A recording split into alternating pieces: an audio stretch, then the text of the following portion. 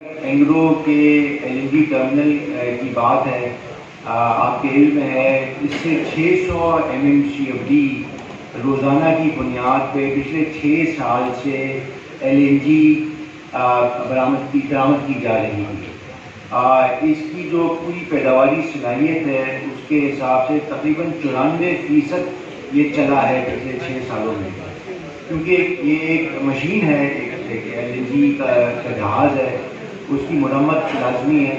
ہم نے بھرپور کوشش کی کہ اس کی مرمت میں تاخیر ہو جائے اور جون کے آخر کی بجائے گرمی کے موسم کے بعد یہ معاملہ ٹل جائے، لیکن تفصیلات میں جائے بغیر میں یہ بتانا چاہتا ہوں کہ یہ ممکن نہیں ہوا، یہ ناگزیر ہو گیا کہ نیا جہاز آئے جو کہ آ چکا ہے اور پرانا جہاز کا متبادل یہ ذریعہ بنے جو کہ آج ہو رہا ہے، اور انشاءاللہ 2-3 روز کے اندر یہ نیا جہاز پھر سے ریویریفائی کرنا شروع کر دے گا، اور یہ نیا جہاز جو ہے نہ صرف نیا ہے، جدید ہے، بلکہ پرانے جہاز سے بڑا ہے، تو تقریباً 150 MMCFD گیس کی اضافی پیداواری صلاحیت مہیا ہو جائے گی۔ جیسے کہ کہا گیا، سرکار کا کام بزنس چلانا نہیں ہونا چاہیے، منوپلی کے خلاف تو یقیناً میں بھی ہوں، میری سوچ بھی یہی کہتی ہے، میں تجربہ بھی یہی کہتا ہے کہ جب بھی منوپلیز ہوں گی اور بالخصوص وہ منوپلی جس میں سرکار کا عمل دخل ہو، تو پھر جو صارفین ہیں ان کو جو معیار ہے، جو خدمت کا معیار ہے، وہ زیادہ اچھا نہیں ہو سکتا۔ تو اسی لیے حکومت کا کام ہوتا ہے پالیسی میں۔ جہاں تک ایکسیس کیپیسٹی کی بات ہے، پہلے ٹرمینل میں اور دوسرے ٹرمینل میں تقریباً 150 میگا واٹ MMCFD ایچ کیپیسٹی موجود ہو جائے گی، اور انشاءاللہ سردیوں سے پہلے مجھے پوری امید ہے اور اس پہ ہم کام بھی کر رہے ہیں کہ وہ جو ایکسیس کیپیسٹی ہے وہ بروئے کار آ جائے۔ اس کا مطلب یہ ہے کہ سردی کے ماہ میں تقریباً 2 سے 3 مزید ایل این جی کے کارگوز ہم ریگیسیفائی کر پائیں گے، جس سے گیس کی لوڈ شیڈنگ جو پورے ملک میں ہوتی ہے، بالخصوص گھریلو صارفین کے لیے شمالی علاقوں میں، اس میں کمی آئے گی، صنعتی صارفین بھی اس سے مستفید ہوں گے۔ اس سلسلے میں اوگرا کے ساتھ ہم کام کر رہے ہیں، تھرڈ پارٹی ایکسیس رولز تقریباً طے شدہ ہیں ایل این جی ٹرمینلز کے حوالے سے، کئی کمپنیوں کو لائسنس دیا جا چکا ہے۔ 2 مزید جو ایل این جی ٹرمینلز ہیں ان کو بھی کنسٹرکشن اور ٹرانسمیشن لائسنس دے دیا گیا ہے، ان کو پائپ لائن میں کیپیسٹی ایلوکیٹ ہو گئی ہے۔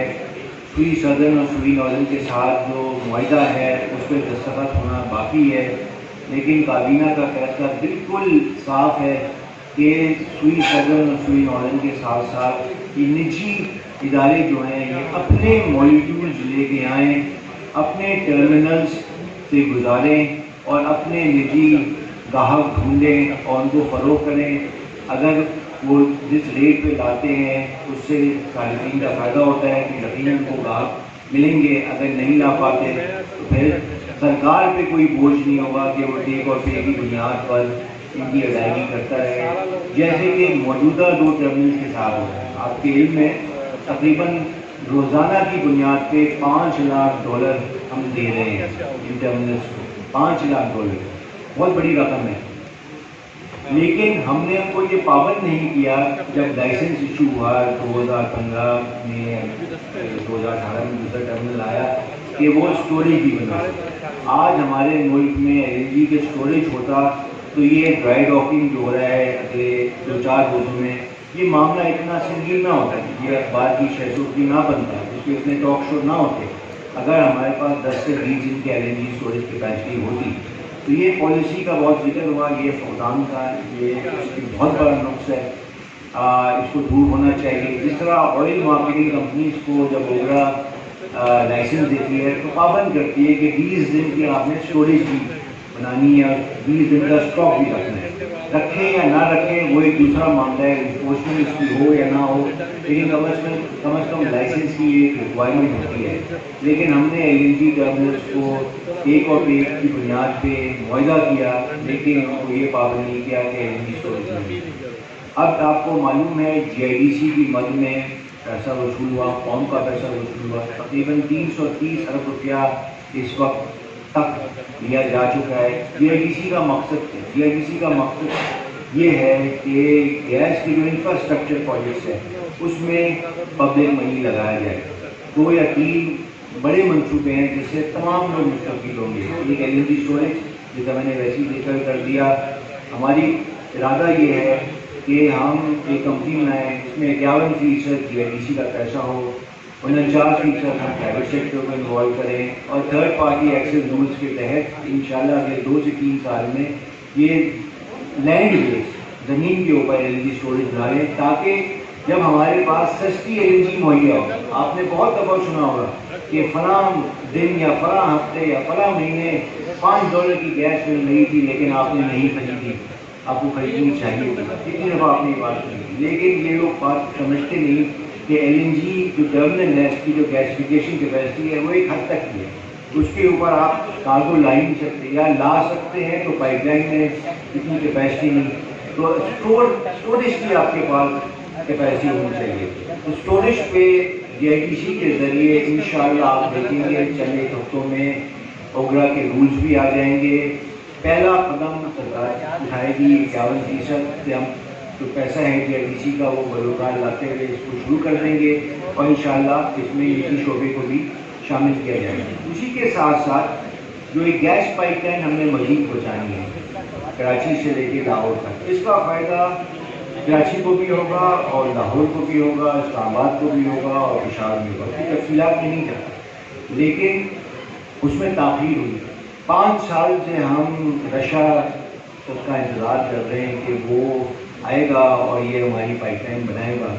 रशा के साथ मुआहदे हुए, अभी हालिया में भी एक मुआहदा हुआ है, लेकिन वो इस मरहले पे है कि मेरी ज़ाती राय में कम से कम 1 से 1.5 साल लगेगा उस मुआहदे को पाए तकमील पहुँचाने। उसके बाद फिर ये पाइपलाइन का पे काम शुरू होगा। हम हैसियत कौम के ये मुतामिल नहीं हो सकते कि अपना पूरा का पूरा दारोमदार एक बैरूनी क़ुव्वत पे डाल दें जो कि अपना वक्त लेगा, और यकीनन जो पाइपलाइन बनेगी वो महंगी होगी। हमारी सुई कंपनी, हम जितना भी उनको बुरा भला कहें, इस वक्त तारीख उठा के देखें तो पाकिस्तान में जो गैस का ट्रांसमिशन और डिस्ट्रीब्यूशन नेटवर्क है वो दुनिया के बड़े नेटवर्क में शुमार किया जाता है। 14 से 15 हज़ार किलोमीटर की ट्रांसमिशन लाइन पूरी कंपनीज ने ही बिछाई है। अभी हाल चंद साल पहले पाकलैंड से लेकर सावन तक 400 किलोमीटर की 42 इंच की पाइपलाइन पूरी कंपनी ने बिछाई। तो मेरा जो मशवरा है वज़ीर आज़म को जो मैंने दिया है और मैंने उसको प्राइवेटली और पब्लिकली भी इसको इज़हार किया है कि ये ठेका हमको सुई सदन और सुई नॉर्दर्न को दे देना चाहिए। वो जल्दी और सस्ती ये गैस पाइपलाइन बिछा देंगे। GIDC का पैसा कौम की अमानत है, हमारे पास है, उसी को बरूकाल है, हमें किसी और से मदद मांगने की ज़रूरत नहीं है। 42 इंच की पाइपलाइन अगले 10 साल के लिए हमारे लिए बहुत ज़्यादा है। टर्मिनल्स नए आ जाएंगे, मर्चेंट टर्मिनल्स होंगे, कोई टेक और पे नहीं होगा, प्राइवेट इंपोर्टर्स होंगे, गैस पाइपलाइन बढ़ जाएगी, स्टोरेज आ जाएगा, और हमारी पूरी ख्वाहिश है, इरादा है कि 2023 तक ये प्रोजेक्ट सारे बाय तकमील तक पहुँच जाएँ, ताकि जो ये गैस का बुरान है ये कम से कम हो जाए। एक और जो बहुत बड़ा मसला है, आर्टिकल 158 का जिक्र हुआ, क्योंकि मेरा साथी ताल्लुक़ कराची से ही है, तो मैं इस मामले को बहुत अच्छी तरह समझता हूँ। तो मैं इलेक्ट्रिक में था, हम भी गैस के लिए लड़ा करते थे और कहते थे कि इलेक्ट्रिक को कुदरती गैस पीनी चाहिए और सिंध में आर्टिकल 158 का नफाज होना चाहिए। ये कानूनी मामला है, ये दस्तूरी मामला है, मैं इसका माहिर नहीं हूँ, इस पर मुख्तलिफ राय हो सकती हैं, लेकिन ये बात भी समझनी चाहिए और मेरे ख्याल में शायद इंसाफ का तकाज़ा भी है कि एक मुल्क है, वहाँ पे यकसा बिजली के बिल हैं कराची से लेकर खैबर तक, وہاں پر یکساں نرخ ہیں پیٹرول اور ڈیزل کے، یہاں پہ یکساں نرخ ہیں گیس کے، کراچی سے لے کے، قدرتی گیس کی بات کر رہا ہوں، کراچی سے لے کے خیبر تک. تو جہاں پہ ہمارے جو ایک سوشو اکنامک اور فیڈریشن کے کچھ تقاضے ہیں اس کے تحت یقیناً یہ شک ہے آرٹیکل 158 آرٹیکل 172 اس کے تحت جہاں صوبے جس صوبے میں گیس یا تیل دریافت ہو اس پہ اس کا پہلا قانونی دستوری حق ہے، اس میں تو کوئی دو رائے نہیں ہو سکتی. لیکن قیمت کا تعین کرنا تو سرکار کی ذمہ داری بنتی ہے، وہ اس کا تعین کر سکتا ہے. Weighted average cost of gas پہ بھی بہت بات ہوئی ہے، یہ بھی ایک بہت بحث طلب معاملہ رہا ہے.